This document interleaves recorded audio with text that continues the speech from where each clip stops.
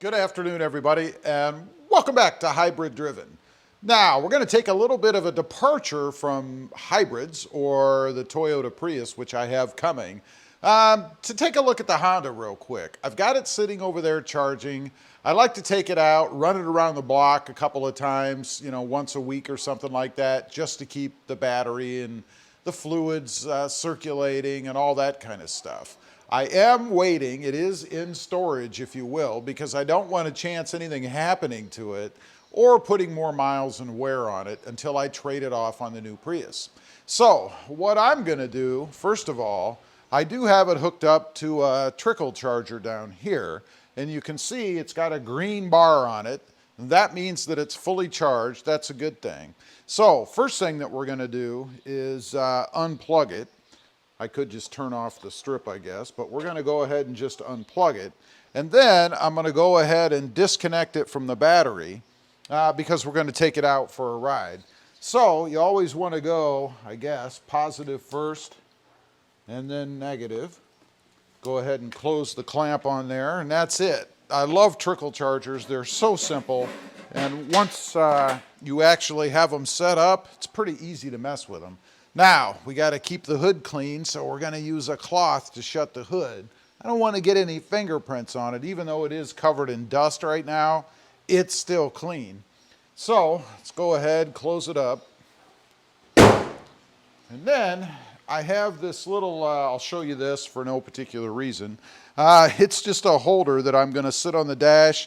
Kind of has a tacky kind of backing to it, just so I can bring you guys with me for the little ride. Now, one of the things that I'm going to miss most, I think, about this car, I love the car. I'm a big fan of the Honda Civics anyway, but I'm going to miss the manual transmission. It's a 6-speed, love running through the gears. The car is really quick to drive, which makes it a lot of fun to drive as a manual transmission. So let's go jump in. We'll go for a ride. I have you guys on my little holder there. Hopefully I did a good enough job with the edit or the splicing, I guess, so that it was a pretty seamless transition. But we're going to go ahead and jump in. Hopefully there's no issues. There shouldn't be. The car's just been sitting here. The biggest issue that I'd have with it, I guess, let's see if I can get you guys on the dash. There, I think maybe about right there. That should hold you guys, I think. Apologize for the bright light behind me there. Seat feels different for some reason. I'm the only one that's been in here. So let's start it up. And everything looks good so far. I have had a maintenance minder light come on, telling me that I need maintenance oil change, I'm guessing. I thought I reset that, but I'm not sure if it actually reset or not. So let's go out. We're going to just run it for a couple seconds, a few minutes around the block. Make sure that, everything is circulated. Give the battery 2 seconds to charge on its own without a trickle charger. Although I don't know that that really makes a big difference. But let's see. Let's make sure we can actually get out of here. Got all these cars sitting around. I've got the Tacoma and the Gladiator, so I kind of have to back around everything here. There's that nice manual transmission. This car, by the way, only has 1,680 miles on it, or 16,000 rather, 180 miles. So it's a baby. It's barely broken in, right? And it is a I believe it's a 2020, I think.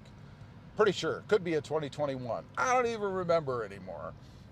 Let's take a quick look. I think I actually have something with me here. Let's see. No, it doesn't tell me anything on there. Anyway, pretty bad when you have so many vehicles that you can't remember what the model year is of the one you've got, right? So like I said, we're just going to take a quick spin around the block. I think it's good if you're storing a vehicle. Maybe you've got a sports car or something, or maybe you have one that you store for the winter. When it's not too icy or snowy out or anything, that you're not going to, mess it up. just to go out and put it through its paces a little bit, drive it a little bit, you know, get the oil circulating, get the gas running through, that kind of thing. And in case you didn't know, gasoline does go bad after a while. It will kind of gum up or start to break down. Turn to varnish, I think, might be the more scientific description or chemical description. But anyway, always good to do that. Run it through. I know after mine sits for a while, if I've just washed it and not driven it, the brakes actually start to rust a little bit, and you can feel them, and they start to make a little grindy type noise. Not because there's anything wrong with them, it's just because you haven't driven it for a while, and they start to rust up, so they'll make a little noise and feel a little chunky when you're driving around. It's not that big of a deal, just more annoying, I suppose, than anything else. So I gave an update the other day, not sure who has seen that video or not, so I'll give you another one real quick. My car, as of the date of this video anyway, and I think it's August 1st right now, is still in the allocation / build phase, I guess. Depends on what site you look at. On my tracker app or website, it shows the car in allocation, which means everything has been spec'd out, ordered, planned, slotted into production, all that kind of stuff. If you look on the dealer's website, it shows it's in the build phase, which technically, I mean, if it's in allocation and scheduled to be built, you might say it's in the build phase. So I'm not exactly sure where it stands. It should be done, honestly, by now. I think it's supposed to be projected was around August 5th. Now, whether or not, and that's to port, so it's 3 days beyond that to ship it on to where I am. So I'm thinking August 8th to the 10th, something like that, is probably a realistic delivery expectation for me as to when the car will actually be here and I can go pick it up, you know. So that's where I stand right now. Of course, it's driving me nuts. I'm an impatient person anyway. So to have to wait for anything is like torturous for me, especially when it comes to vehicles. You know, I have a problem. I've had 70 plus, I think, vehicles in my lifetime.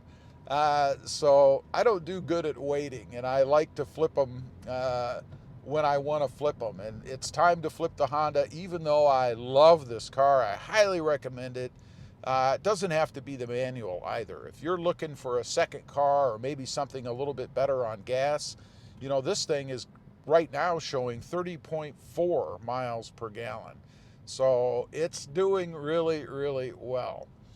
As far as this drive, car's done great. No gauge lights or anything crazy like that coming on, which is good. I think the last thing you want to do when you take a vehicle into a dealer is have any kind of a gauge light or anything crazy like that on. Almost stalled the car right there. I guess I've gotten a little bit rusty in my driving. Anyway, that's just a quick update on what's going on with the Honda. I know there's some people that have joined because of the Honda, so there you go. That's what I'm doing with it. That's what's happening. No problems. I'm happy to report, so all is good. Leave a comment. Let me know. Do you do these kind of things when you're getting ready to trade off a vehicle, or do you just keep driving it as normal? And I understand. I'm really speaking if you only have, or if you have more than one vehicle. Or do you park it and let it set like I do? I'd be curious to know. Thanks for watching. Stay safe out there. Bye.